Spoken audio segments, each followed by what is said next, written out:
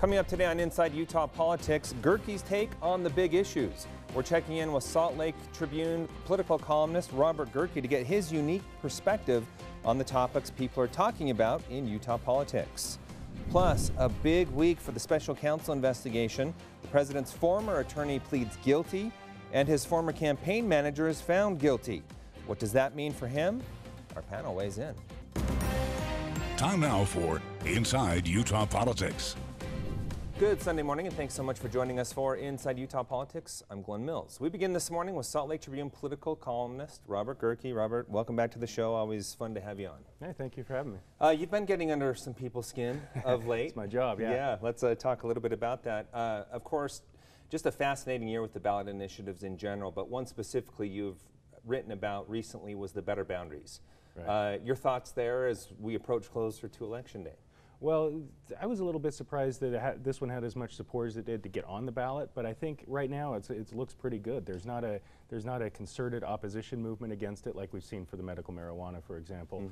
Mm-hmm. It's an advisory panel, so it's not necessarily going to completely, have carte blanche to design the boundaries for our congressional districts and our legislative districts, but at least having that advisory opinion gives the legislature a starting point that can be, this is what would be a fair remapping of the state's political boundaries. I did want to ask you more about that, the non-binding nature of the committee. Yeah. Does it still hold the legislature accountable, though? Because people can then say, look, this is what this nonpartisan committee recommended, and you went the opposite direction. I mean, that's the idea, is then it's up to the media and to voters to hold the legislators' feet to the fire. Because under the Constitution, the legislators have the authority, are given the explicit authority to redraw boundaries, and you can't change the Constitution through an initiative process. So this is really as far as they can go. This is the limit of the power they can exercise through the initiative process. But we've seen in other states and in Utah that these districts do tend to disenfranchise people, and Utah has, I believe, the legislative boundaries are the 12th most skewed. You would expect to have, based on the statewide population, the statewide demographic breakdown, to have more Democrats in the legislature than we do. And the reason we don't is because they've drawn these boundaries to pack in Democrats in one area and split them up in other areas into Republican strongholds. And so you're not going to get an even, obviously, a proportionate or an even distribution because it's a Republican state. You're still going to have a dominant Republican Party, but you're going to have at least a legislature that more accurately reflects the makeup and the viewpoints of Utah voters.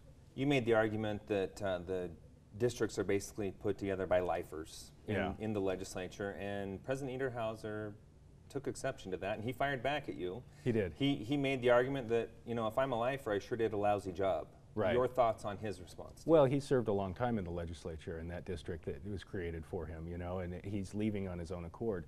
We have seen a steady decline. Adam Brown from Brigham Young University has mapped the turnover in the legislature, and we've seen a steady decline over the years in turnover. Now, there are a number of factors that play into that, but part of it is these safe non-competitive districts. Part of it is incumbency and fundraising and other factors. But Senator Niederhauser served out as long as he wanted to serve and left on his own terms. And a lot of the legislators who are leaving this year, we're having an exceptionally high turnover this year, but they're all leaving on their own accord. You don't often see legislators lose their seats once they're elected to them. Yeah, I wanted to ask you a little bit more about that, what we are seeing this year. As you point out, it is unusual, but is it maybe a trend we'll start seeing where people do leave on their own accord more so? I think it's possible. I think maybe the allure of serving in the legislature is not what some people think it might be. These are long days. They're not paid well, despite what some people think. And so, the days of, Lyle Hilliard, for example, is one of the legislators who's going to be leaving. He's been there for more than 3 decades. He's, one of the longest serving legislators in history. And he's hanging it up. And so, and we've seen with increasing frequency, people come in, serve for a few years, I think, and then bow out. Mm-hmm. Let's move on to the Inland Port, a big controversial issue here in our area. And you wrote specifically about the role Mayor Biskupski played in the Inland Port, or I guess I should say didn't play. Right. Your thoughts? Well, I mean, this is the whole notion of the Inland Port and its creation in the legislature was sort of cloaked in secrecy. There was a lot of friction between the city and the legislature over how to, create the structure it should take on. Mayor Biskupski has clashed with Governor Herbert when they've tried to work these out, work out some of the differences on this. Talks broke down. You saw Senator Jim DeBackus step in and try to negotiate something with Greg Hughes, and that caused a bit of a backlash. What we've finally seen now is an agreement that was negotiated with the council, with several council members in the legislature. Mayor Biskupski's still not happy with it, and is threatening to sue, and I think eventually will ultimately sue to challenge the creation of this port. It's not that her objections are wrong. She raises some valid points, I think, and this is a power struggle between the legislature and the city, and frankly, the city doesn't have a lot of power in this tug of war. But the fact that the mayor was was missing, the fact that she refused to sit down and have these discussions, I thought, was sort of an abdication of her responsibility, and that's why you saw the city council step in and try to fill that void. And did members of the city council say Aaron Mendenhall come across as more mayoral in this situation? Well, there is certainly talk that some of these people might be angling for a bid for mayor. I just think that the city needed to be represented in these discussions, and if the mayor wasn't going to do it, then the city council was the only. Now the friction right now in the city council, in the city hall, from what I'm hearing, is between the council and the mayor. The mayor still wants to pursue a lawsuit. The city council has passed an ordinance saying that they're not going to pay for a lawsuit, and so there's now a power struggle in city hall about whether the mayor has the authority, without the city council's approval, to go and file a lawsuit on behalf of the city that ultimately city taxpayers would have to pay for.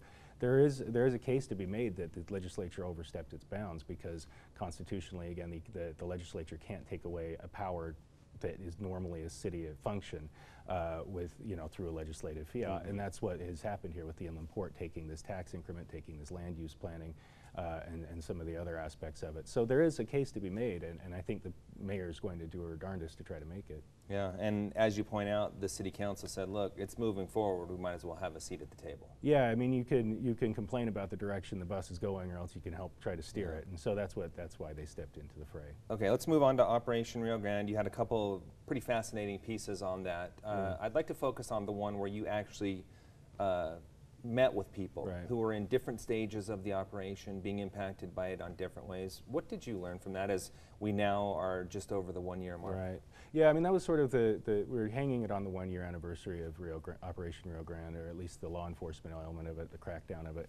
And I wanted to try to make sure we kept a focus on the human aspect of it. These are real people who have been affected. There's a lot of numbers, a lot of data, and a lot of dollars that are being thrown around, but we need to keep sight on the human aspect of it. And so, yeah, I decided to go meet with some people. One guy named Chris Coons was continuing to live on the street. He didn't want to get into temporary housing or transitional housing. He was dealing with drug issues. He had ended up on the street because of his job had kind of fallen apart. He'd fallen on hard times, but he gave a really, I think, a poignant critique of the Operation Rio Grande. He said, everybody out here is mentally ill. If mentally ill didn't make you homeless, being homeless made you mentally ill. And he was accentuating, I guess, the need that this can't just be a law enforcement function. It needs to be also a mental health function.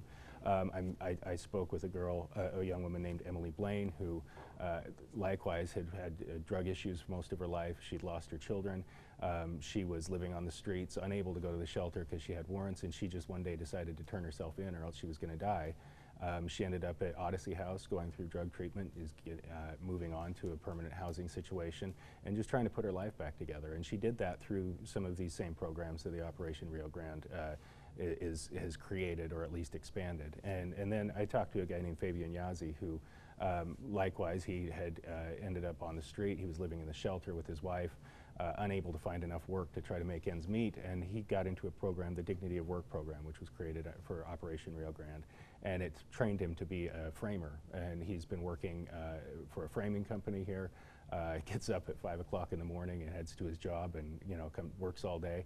But he's in a situation now where he's looking ahead to the next year, which is something he wasn't able to do before, and he wants to travel with his wife and see things that they haven't been able to see up to now. So, it's just sort of there's sort of vignettes that sort of illustrate the different faces, the different aspects of this operation. Yep, very fascinating. Where can our viewers follow you and find more of your work? Follow us on sltrib.com, or I'm on Twitter @Robert Gehrke. All right, we'll check back in with you in a few months. Always great to have you with us. Great, Thanks for being here. Yeah.